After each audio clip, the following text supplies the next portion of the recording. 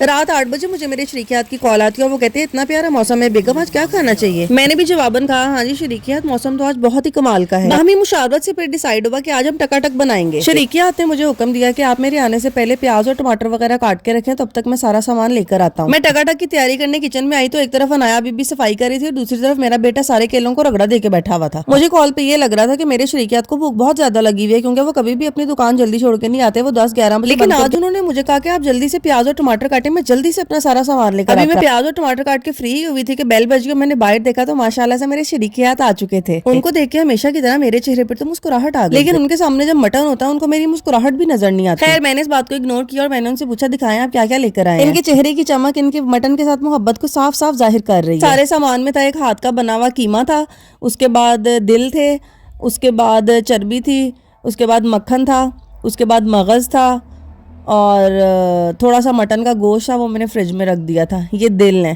یہ سارا مال و اسباب تقریباً 5000 کا آیا تھا اور میرے دل میں وہی خیال کہ اگر یہ سب کچھ نہ آتا تو میرا ایک سوٹ آ جاتا. لیکن دنیا میں کچھ لوگ ایسے بھی ایگزسٹ کرتے ہیں جن کو سوٹوں سے زیادہ محبت اپنے مٹن کے ساتھ ہوتی ہے, جیسا کہ میرے پیارے سے شریکے ہیں. میرے شریکیات کا ماننا یہ ہے کہ انسان صرف کماتا کھانے کے لیے ہے. میں نے آپ کو یہ تو بتایا نہیں کہ آج کی جو ساری ریسیپی ہے وہ میرے شریکیات خود اپنے ہاتھوں سے بنائیں گے. ٹکاٹک اتنے مزے کا بنا تھا, اتنے مزے کا بنا تھا جتنے مزے کا آپ سوچ سکتے ہیں. میں بالکل بھی جھوٹ نہیں بول رہی. اگر آپ یہ ریسیپی مکمل دیکھیں گے اور خود ٹرائی کریں گے تو آپ کو خود پتا چلے گا کہ واقعی کتنے مزے کا یہ بنا تھا. چلیں ٹکاٹک بنانا سٹارٹ کرتے ہیں. سب سے پہلے دل آپ نے اچھی طرح واش کر لینا اور ان کو چولہے پہ چڑھا دینا, تھوڑا سا پانی ڈال کے اور ہلدی ڈال کے ان کو بوائل کر لینا اچھی طرح سے تاکہ ان کی ساری اسمیل اور خون ختم ہو جائے. دوسری طرف آپ نے کوکر یا دیگچی میں قیمہ ڈالنا ہے, اس کے اندر پیاز, ٹماٹر, ادرک, لہسن اور دادر مرچ اور ہلدی اور نمک ڈالنا ہے. اور لہسن میں ثابت ہی ڈال رہی ہوں, پیس کے نہیں ڈال رہی کیونکہ مجھے پتا ہے کوکر میں سارا مکس ہو جائے گا, پھر پیسنے کا فائدہ کوئی نہیں. ہم اس میں چربی بھی ڈال دیں گے. اور جو پیاز اور ٹماٹر میں نے اپنے شریکیات کے آنے سے پہلے کٹنگ کیے تھے وہ کہہ رہی تھی یہ کم ہے, اس کے اندر پیاز اور ٹماٹر تھوڑے زیادہ ڈلتے ہیں, تو پھر میں نے 2-3 ٹماٹر اور کاٹے اور پیاز بھی اور کاٹے. یہ 1 کلو قیمہ تھا اور آدھا کلو دل تھے اور 2 مغز تھے اور 1 پاؤ چربی تھی. دل کو ہم اچھی طرح بوائل کر لیں گے اور پھر ان کو بعد میں سٹین کر لیں گے. کچھ لوگ ٹکاٹک میں گردوں کا بھی استعمال کرتے ہیں, لیکن علماء کرام فرماتے ہیں کہ گردے کھانا مکروہ ہے, تو اس لیے ہم لوگ گردے نہیں استعمال کرتے ٹکاٹک. مسالوں میں اس میں صرف اور صرف نمک جائے گا, دادر مرچ جائے گی اور ہلدی جائے گی, اور باقی بھی اور مسالے جائیں گے لیکن وہ بعد میں جائیں گے بھونتے ٹائم جب آدھا سالن یہ پک جائے. زیادہ کوکنگ اپنی شریکی ہاتھ سے سیکھی, اور جب وہ کچن میں کام کرتے ہیں وہ پوری کوشش کرتے ہیں کہ کچن میں گند نہ پڑے, اور مردوں کے ہاتھ میں ذائقہ واقعی بہت زیادہ ہوتا ہے. ہم نے آدھا گلاس پانی ڈال دیا تھا کیونکہ پورا کوک نہیں کرنا, یہ بھی ہم نے 50% کوک کرنا ہے. دوسری طرف جو دل ہے وہ بوائل ہو چکا ہوا تھا. اب میرے شریکی ہاتھ اس کو سٹین کریں گے. سٹین کرنے کے بعد آپ نے اس کو تھوڑا سا اسمیل کر لیں کہ اس میں سے کوئی گندی اسمیل تو نہیں آ رہی. اگر آپ کو لگ رہا ہے کہ اس میں سے اسمیل ابھی آ رہی ہے تو پھر آپ نے اس کو ایک دفعہ دوبارہ پانی ڈالنا ہے اور دوبارہ ہلدی ڈالنی ہے اور پھر بوائل کرنا ہے. ہمارے دل میں سے اب کوئی اسمیل نہیں آ رہی تھی اب نارمل قسم کی, اس لیے اٹس اوکے. اب ہم دوبارہ اس کو بوائل نہیں کریں گے. مغز کو صاف کرنے کی باری ہے. مغز کو صاف کرنا بھی ایک بہت بڑا چیلنج مجھے تو لگتا ہے, اس لیے میں کہتی ہوں کہ یہ آپ خود ہی کریں. اس کے لیے نا ہمیں تھوڑا سا پانی چاہیے, وہ میں نے گرم ہونے کے لیے رکھ دیا اور پھر یہ باپ بیٹی کھیلنا شروع ہو گئے. پانی گرم ہو گیا ہوا تھا اور میرے شریکیات اب اس کو صاف کرنے لگے تھے. یہ ٹپس بڑی یوزفل ہیں اور آپ کو بقرہ عید پہ بہت کام آئیں گی. لیکن کچھ شوقین میرے شریکیات کی طرح بھی ہوتے ہیں جو ہر وقت ہی مٹن 12 بھی نہیں کھاتے رہتے ہیں. اس کے لیے نا اپنے کولی میں 1 مغز ڈال لینا. 2 مغز ہیں, ہم نے دونوں کٹھے نہیں ڈالنے, 1 ڈالنے اور اس کو نا گرم پانی تھوڑا سا ڈال دینا. یہ نا مغز کے اوپر نا ایک جھلی ہوتی ہے, جھلی, اور نا اس کے اندر ہوتی ہیں بلڈ کی وینز, وہ ہم نے دراصل نا علیحدہ کرنی ہوتی ہیں, وہ ہمیں کھانا جائز نہیں ہے. تو اس لیے, اور ویسے بھی بلڈ تو ہم نہیں نا کھا سکتے. وہ گرم پانی میں ڈالیں گے ایسے ایسے کر کے, جس طرح میرے شریکیات کریں نا ایسے ایسے کرتے جانا, تو ساری وینز نا اوپر سے الگ ہو جائیں گی.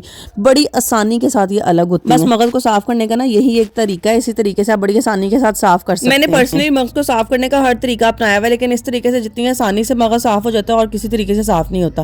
اب آپ نے پانی سے الگ کر لینا. اب میں آپ کو دکھاتی ہوں جو دوسرا مغز ہم نے صاف نہیں کیا اور اس میں کتنا فرق ہے. اکیلے مغز کا سالن بھی بہت مزیدار بنتا ہے, ناشتے میں بڑے لوگ بڑے شوق سے کھاتے ہیں. بکرے کے گوشت میں مغز ہے جو اتنا مہنگا بھی نہیں ہوتا. مغز کی قیمت صرف 250 کا شاید 1 مغز ہوتا ہے, اور پورے بکرے میں سب سے جلدی گلنے والی چیز بھی مغز ہے. مغز بالکل انڈے جتنا ٹائم لیتا ہے اور وہ پک کے تیار ہو جاتا ہے. چلو جی ایسی گلا کر رہے ہیں تو میرے شریکی ہاتھ نے پکڑ کے نا کوکر کھول دیا. کوکر اب نا ہم نے آدھا یہاں پہ قیمہ گل گیا ہوا اور ہم نے کڑائی میں ڈیل دیا. اگر میں ہوتی نا تو میں نے تو سارا ہانڈا یہ کوکر میں پکا لینا تھا. میں نے کہا تھا کڑائی اب کیا گندی کرنی ہے, لیکن بندے نا پورا کہتے ہیں کہ پروفیشنل چیز آنی چاہیے. پھر نا انہوں نے جو ہم نے دل بوائل کیے ہوئے تھے نا ہلدی کے ساتھ, وہ اس کے اندر ڈال دیا اور نا اس کو پکنے کے لیے رکھ دیا. مجھے میرے شریکی ہاتھ نے حکم دیا کہ جی آپ کالی مرچیں اور सूखा धनिया और जीरा थोड़ा सा ना मुझे मोटा मोटा पीस दें।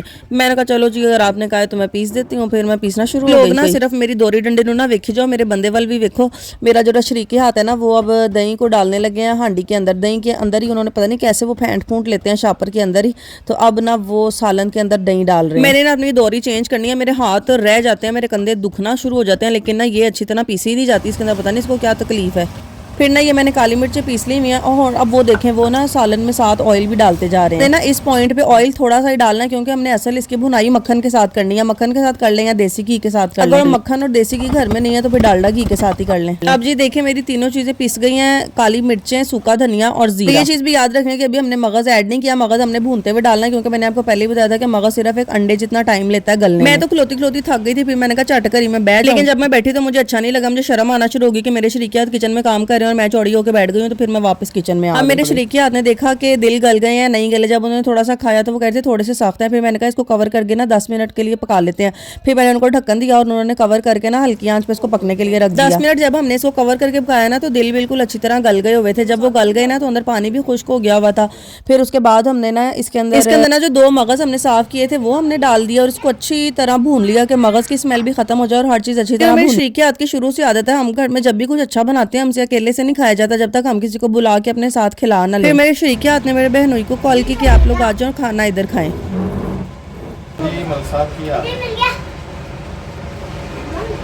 हो सकता नहीं हो जाएगा, बस आइए।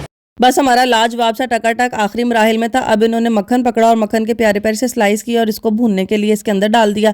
मैं आपको बार बार कह रही हूँ माउथ वाटरिंग रेसिपी है, इतनी लजीज कि मैं आपको बता नहीं सकती। ये पता नहीं फिर इन्होंने क्या करना शुरू कर दिया। कहते हैं प्रोफेशनल ऐसे ही करते हैं। हम जहाँ पे खाने जाते हैं लक्ष्मी चौक में ना ये टकाटक खाने जाते हैं, बड़ा कोई मशहूर टकाटक है, तो ना वहाँ पर ये ऐसे करते हैं। वो सालन के तवे के ऊपर ना जहाँ वो टकाटक बनाते हैं उस तवे पर ना ये गर्म कर देते हैं नान। तो उन्होंने कहा मैं भी ऐसे कर लेता हूँ, तो उन्होंने सालन के अंदर नान को फेंक के गरम कर लिया और फिर जो हमने ये मोटा मोटा मसाला पीसा हुआ था ना ये डाल देना एंड पे नहीं, मतलब अभी भूनने में 5-10 मिनट पड़े हुए थे। मसाला डालने के बाद हमने 5-10 मिनट तक भूनना है इसको अच्छी तरह से और एंड पे आपने गार्निश करना है हरे धनिए के साथ, हरी मिर्चों के साथ और अदरक के साथ। और मुझे भी बहुत भूख लगी हुई थी और मौसम भी इतना प्यारा था, अभी भी बाहर बारिश हो रही थी। पैसे तो थोड़े लग जाते हैं लेकिन स्वाद आ जाता है खाने का। ये हमने खाया, हमने अपनी बहन और बहनोई को बुला के खिलाया, वो आ गई थी, हमने कहा था नान और कोक लेती है ना, वो ले आई। और फिर हमने ये एक घर में भी भेजा, मतलब मेरे जो जेठ साहब हैं उनके घर में हमने भेजा।